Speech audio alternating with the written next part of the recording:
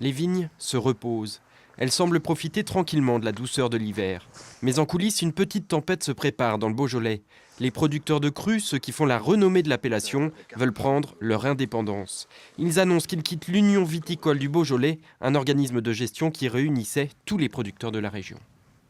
On a des objectifs différents en termes de commercialisation, donc on a des problématiques différentes, des difficultés différentes et peut-être même, je dirais, une mission différente au sein du Beaujolais.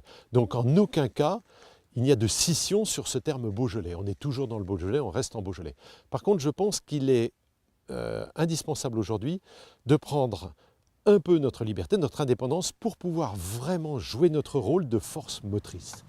À la place de l'Union, un organisme de défense et de gestion. Les producteurs de cru pourront ainsi gérer directement leur développement et surtout leurs finances. Mais le reste de la région souffre de la mauvaise image du Beaujolais. Et dans le sud, les producteurs de Beaujolais et de Beaujolais Village se sentent abandonnés. Moi, je trouve presque comme une trahison, finalement. Les gens du sud Beaujolais se sentent un peu trahis. C'est une appellation commune. On a mis de l'argent en commun pour faire avancer le Beaujolais et une partie se désolidarise. C'est grave, c'est important. Et ça ne va pas aider le Beaujolais ? Ça ne va pas aider le Beaujolais, ça j'en suis sûr. Est-ce un premier pas vers un éclatement du Beaujolais ? Les producteurs de cru, eux, s'en défendent.